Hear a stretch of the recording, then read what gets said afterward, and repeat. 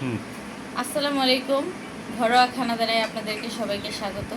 তো আজকে আমি খাবো, এখানে আছে কোরবানির গোশত, এখানে আছে মুরগির গোশত রান্না করা, এখানে শসা আর লেবু, সাথে পানি আছে। আর আমি যতটুকু ভাত খাবো ঠিক ততটুকুই ভাত দিয়েছি, এর বেশি আমি খেতে পারি না, তার কারণ আমার পেটটা একদম ছোট। আর আমি এখন কি দিয়ে খাবো, কোনটা দিয়ে খাওয়া যায়, আগে মুরগিটা দিয়েই খাই।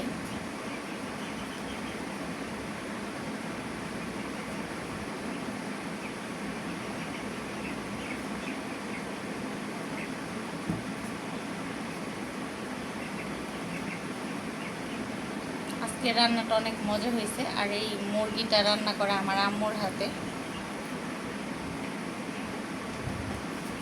বিসমিল্লাহ।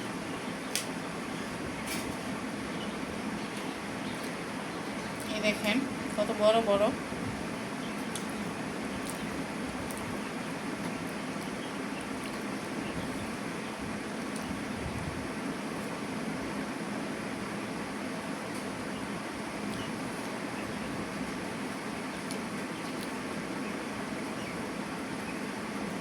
একটা শসা নেই,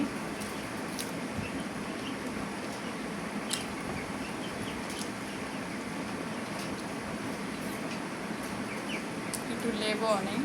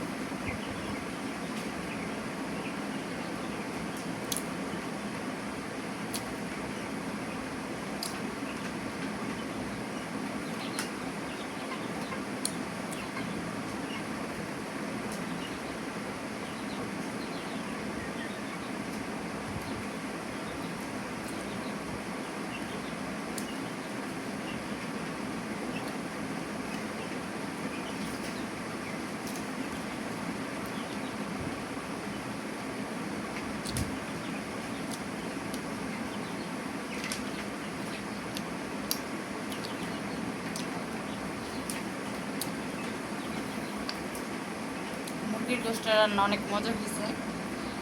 মায়ের হাতের রান্না আপনারা বুঝতেই পারেন যে কতটা মজা।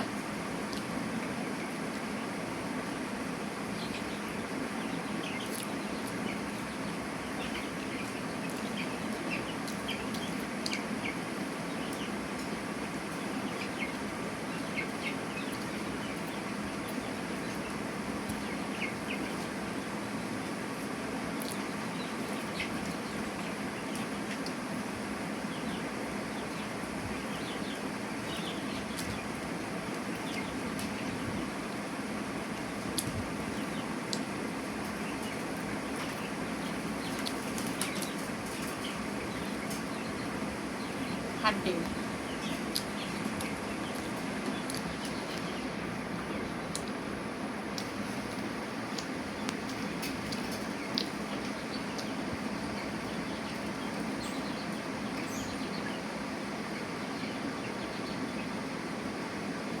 এই গোশতটা অনেক মজা হয়েছে।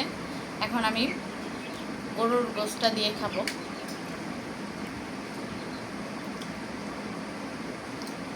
এটা হচ্ছে চর্বি, চর্বি জাতীয় গোশত।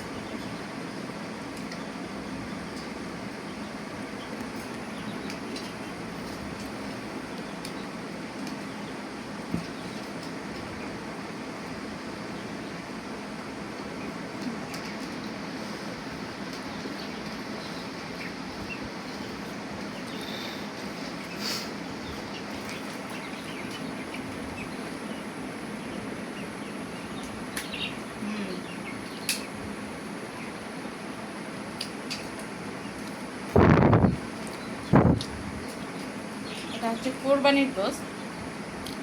এটা আমি ঘরে রান্না করছি। কোরবানির গোশত যখন অনেকগুলো একসাথে রান্না করা হয় তখন কিন্তু সেটার স্বাদ অনেক গুণ বেড়ে যায়। আর কোরবানি কিন্তু আল্লাহর নামে দেওয়া হয়, এর জন্য ওইটার স্বাদ কখনো সাধারণ গোশতের সাথে হয় না।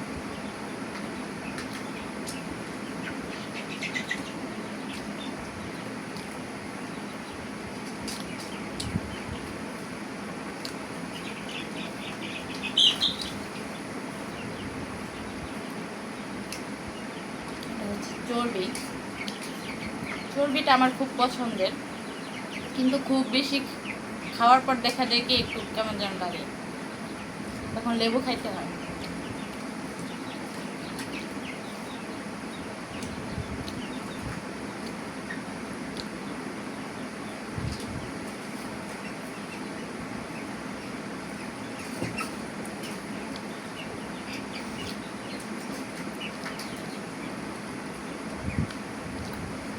আমার খাওয়া দেখে বুঝতে পারবেন আমি কিন্তু এখানে চর্বিগুলা একদম রিয়েলভাবে খাই।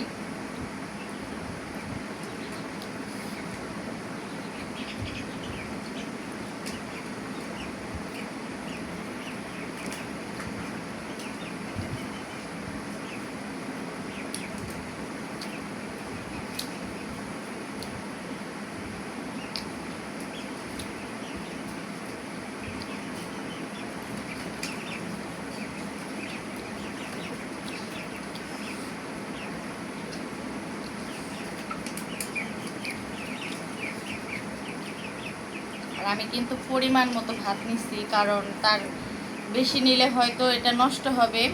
নষ্ট করার কোনো ইচ্ছা নেই আমার, আমি যতটুকু দরকার ততটুকুই নিচ্ছি। এর চেয়ে বেশি নিলে নষ্ট হলে এটা আমার আমার কিন্তু গুনাহ হবে, তার জন্য আমি অল্প পরিমাণে ভাত নিচ্ছি।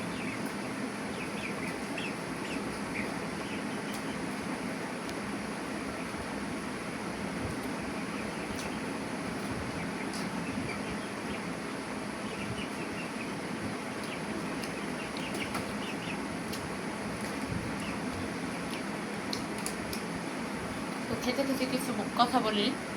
আমার ভিডিওটা আপনারা যাদের ভালো লাগবে প্রথম থেকে শেষ পর্যন্ত দেখবেন, আর আমাকে একটা লাইক এবং কমেন্টস করবেন যে আমার খাওয়াটা কেমন লাগছে।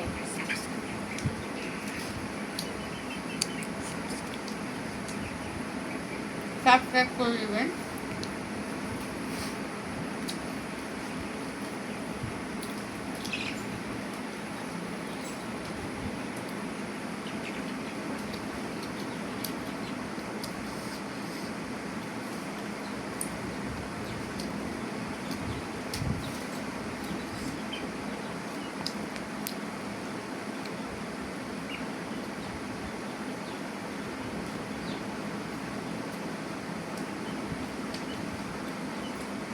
এই দুইটা আর খেতে পারবো না, কারণ অলরেডি আমি দুইটা খাওয়া হয়ে গেছে।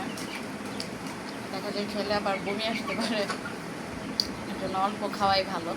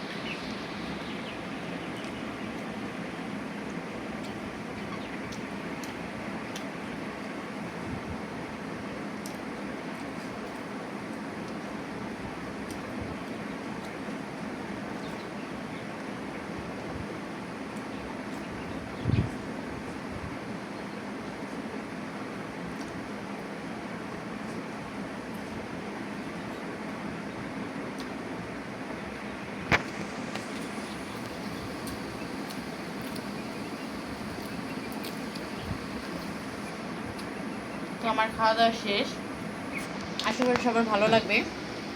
আজকের মতো বিদায় নেব। সবাই ভালো থাকবেন, সুস্থ থাকবেন। আল্লাহ হাফেজ।